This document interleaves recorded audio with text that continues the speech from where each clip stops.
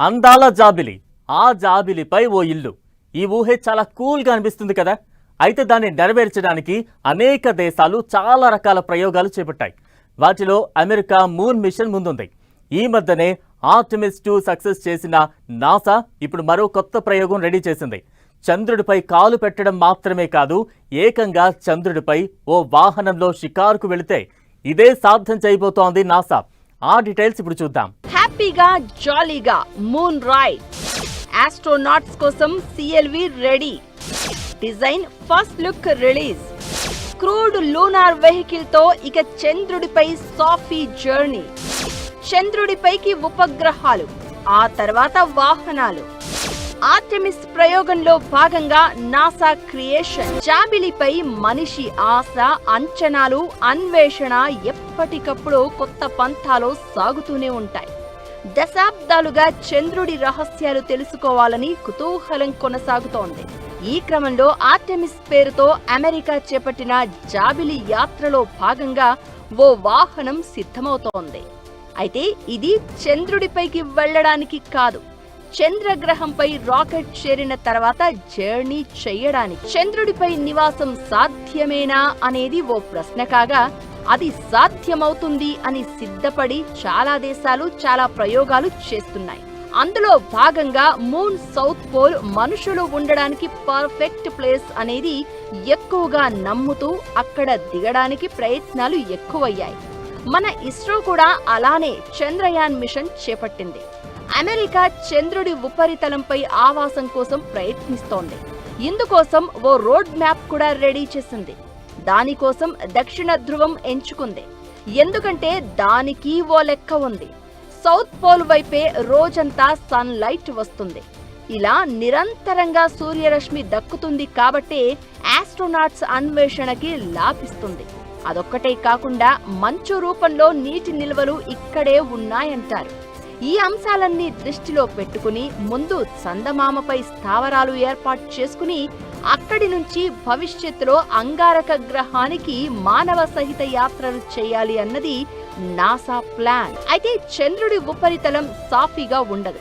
కఠినమైన రాళ్లు, రప్పలు, దుమ్ము, ధూళి, తీవ్రమైన వేడి, చలితో కూడిన చంద్రుడి ఉపరితలంపై తిరగడం అనుకున్నంత సులభం కాదు. అందులోనూ వ్యోమగాముల పరిశోధనకు చంద్రుడి ఉపరితలం నుంచి రాళ్లు, నమూనాలు సేకరించాలన్నా చాలా ఆపరేటర్స్ తీసుకుపోవాలి.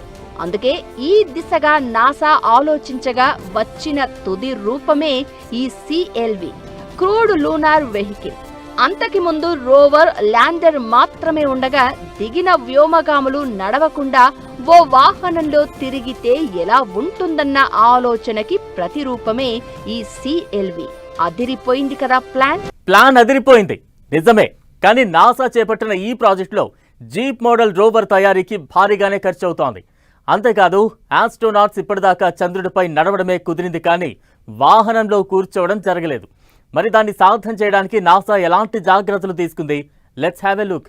రోవర్ రూపంలో చాలా మోడల్స్, ఎక్స్పెరిమెంట్స్ కోసం జీప్ మోడల్ తయారీ, ఆస్ట్రోలాబ్ ఆధ్వర్యంలో సిఎల్వి డిజైన్, $219 మిలియన్ ఖర్చుతో సిఎల్వి. చంద్రుడిపై వాహనమంటే రాకెట్ పై దిగడం వరకే చూసిన వారికి ఈ తరహా ప్రయోగం కొత్తగా ఉంటుంది. సైన్స్ ఫిక్షన్ సినిమాలానే అనిపిస్తుంది. కానీ రెగ్యులర్ గా చూసిన రోవర్ మోడల్స్ నిజంగానే ఓ జీపులా ఉంటేనే ఆస్ట్రోనాట్స్ కి సరిపోతుందన్నది నాసా ఫీలింగ్. అందుకే ఈ క్రమంలో ఆస్ట్రోలాబ్ సంస్థ ముందు తయారు చేసిన ఫ్లెక్సీని కూడా పక్కన పెట్టేసింది.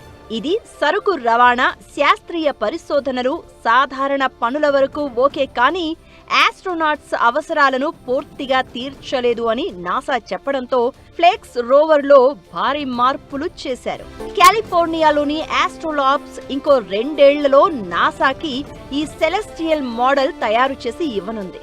ఒక ప్రాంతం నుంచి మరో ప్రాంతానికి ప్రయాణించడమే కాకుండా బరువైన యంత్రాలు, సామగ్రిని కూడా మోసుకుపోయేలా డిజైన్ ఉంటుంది. అలానే 2 వ్యోమగాములు ఇందులో సౌకర్యవంతంగా కూర్చుని వెళ్లేలా చేస్తారు. ఇలా చంద్రుడిపై ఓ నివాసం ఏర్పాటు చేసుకోవడానికి ఈ వాహనం చాలా ఉపయోగపడనుంది. సిఎల్వి మోడల్ 1 గా పిలిచే ఈ జీపును 4 చక్రాలతో స్పేస్ సూట్లు ధరించిన 2 వ్యోమగాములు సులభంగా ఎక్కడానికి దిగడానికి అనుకూలంగా డిజైన్ రూపొందించారు. ఇందులో గాలి లేని టైర్లు ఉంటాయి. ఇలా చేయడంతో చందమామపై వదులుగా ఉన్న నేలపై ఇవి బలమైన పట్టును అందిస్తాయి. కొంత వాలుగా ఉన్న ప్రాంతాలను, రాతి అడ్డంకులను అధిగమించడంలో సహాయపడతాయి. ఆస్ట్రోలాబ్ సంస్థ వెంటూరి స్పేస్ అనే సంస్థతో కలిసి డెవలప్ చేస్తూ ఉండగా గంటకి 9 కిలోమీటర్ల వరకు వేగంతో జర్నీ చేస్తుంది. అంతేకాదు ఇప్పటిదాకా ఇంతకు ముందు చేరుకోలేని లోతైన బిలాలను, నీడ ఉన్న ప్రాంతాలను సైంటిఫికల్ గా పరీక్షించడానికి ఈ వాహనం ఉపయోగపడుతుంది. ప్రస్తుతం నాసా ఆర్టెమిస్ సక్సెస్ అయిన ఆనందంతో మరిన్ని ప్రయోగాలకు సయంటోంది. ఈ క్రమంలో చంద్రుడిపై నివాసం అనే కాన్సెప్ట్ తో ఒకేసారి 3 మిషన్లు ప్రకటించింది. ఇందుకోసం $20 మిలియన్ ఖర్చు చేయబోతున్నారు. వాటిలో భాగంగా ల్యాండర్లు, రోవర్లు మూన్ మిషన్లో వెళ్లనుండగా వాటికి సహాయంగా ఈ కొత్త వాహనాలను కూడా పంపబోతున్నారు.